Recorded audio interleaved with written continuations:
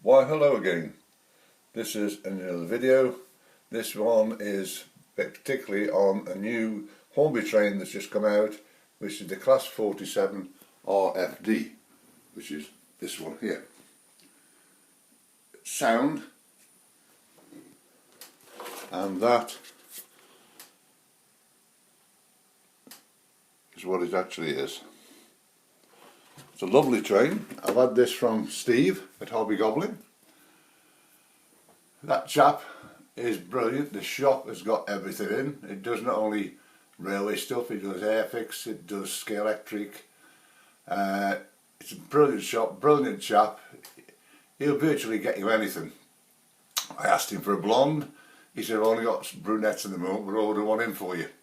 So, thank you very much, Steve. Right, first of all, we go on to the train. Now, when you go on to coding the train in, there is a little bit of a problem with this particular train. Although it's actually in the system at the moment, it doesn't show you the sounds. So this is the particular one here, which is there, as you can see, with all the sounds down the side. I'll have to come down here and show you a bit better. Now look, there's all the sounds. This comes in normally as the blue Class 47 with the rail markings on the side. Now how do you get that to that is quite easy. All you do is you come out of, let's just take that out there, I don't want that for a minute. Go into your files, go to Railmaster and go to locos, which is there. Double click that and there are all the locos in the system. You have to basically, for this particular one, you've got to scroll right down, right to the bottom, and there it actually is. There's the blue one. That's what will normally come up. So what you actually do is find the one you want. This is one thing you can do for putting train pictures in. You hunt the train that you want, which is actually here. You right click and then you say copy. You come out of that and go back into your Railmaster. I'll have to go back to, this is the only thing you've got to do this for. And what you've got to do now is wait for it to come up.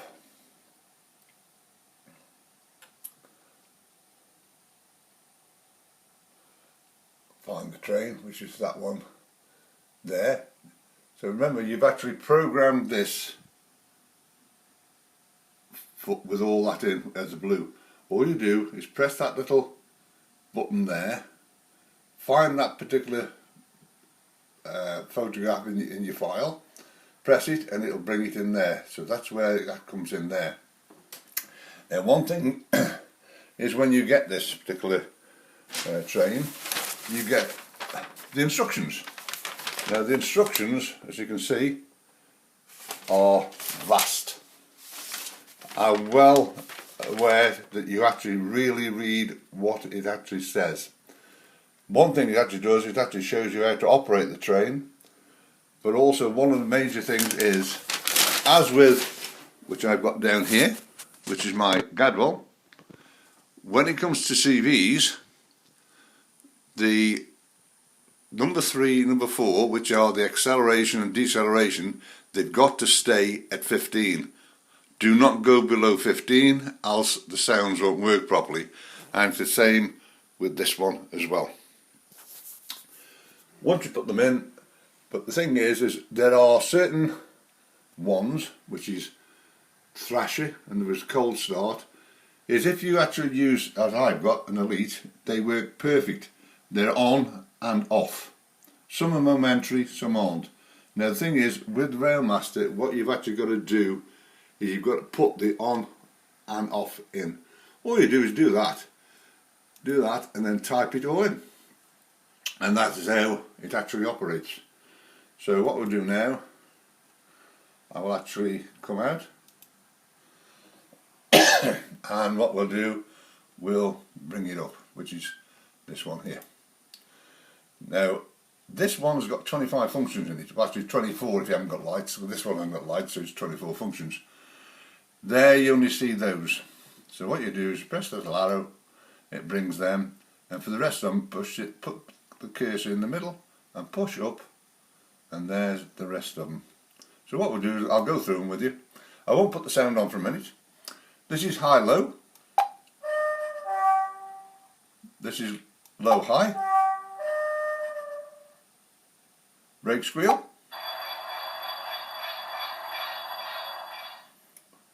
Wagons clanking. There's notch up, notch down, idle, thrasher, compressor, on and off. There we are, sorry. Off. Door slam. Fan, on and off.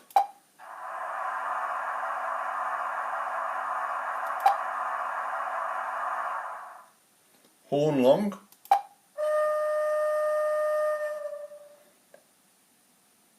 Horn long. That's a low. It's a primer. And off. I'll show this up now a bit. Flange squeal. That's an on and off, so that'll keep going as long as you leave it on, that one will. You've got Spirex.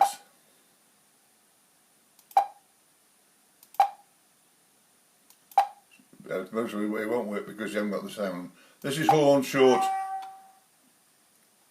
low, that's high, wagon buffers, coupling, guards whistle, loco buffer, and there's auxiliary. Those are all the sounds you have in the system. Now then, there is two ways of starting the train up.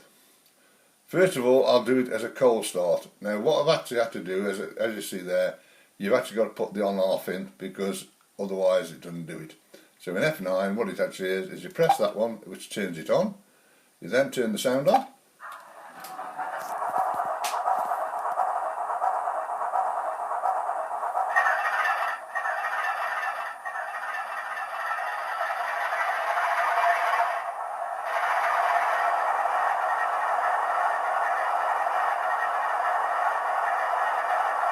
What I'll do now is actually knock the cold start off, and knock the sound off.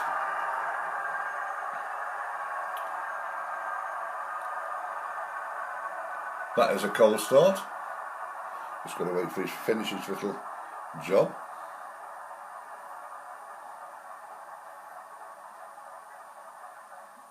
That's it. Now what we do is we start it up.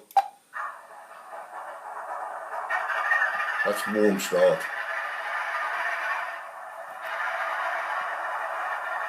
Now one thing with this particular train is when you start the train off, it's got brake release automatic.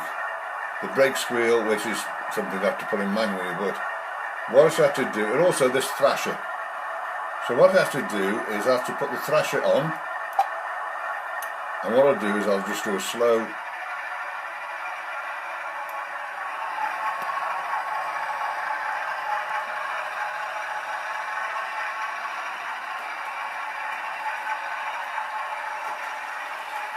I'll knock the thrasher off.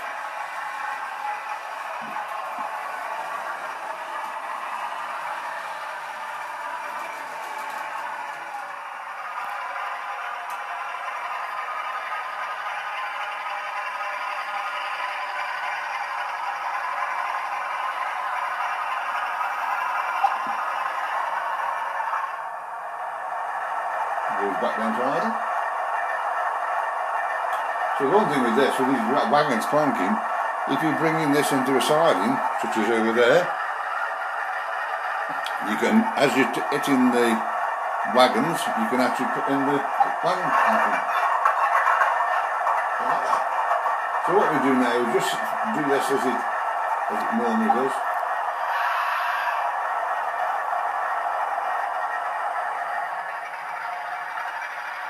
That's normal.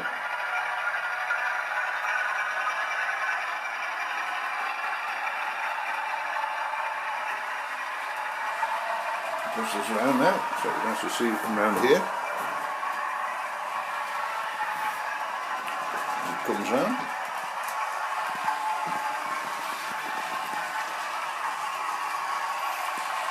Lovely loco. Doesn't have lights, of course. It's a railroad type of train. So all you can actually do, all they do outside. It's got the sound. This is one of the lower priced of the TTS systems. This is new, just come out in March. I managed to see, I got this from Steve. I've had it a couple of days now, I've been messing with it. But remember, you've got to keep those acceleration, deceleration at 15. You can go higher, but you can't go lower, else otherwise the sounds don't go. So that is the new Class 47 RFD. What I'll do now is actually just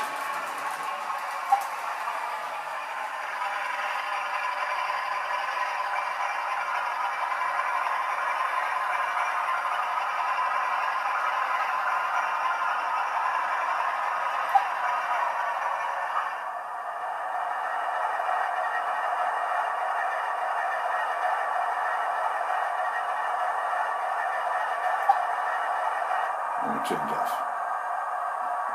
So that is the new one. New one to an edition.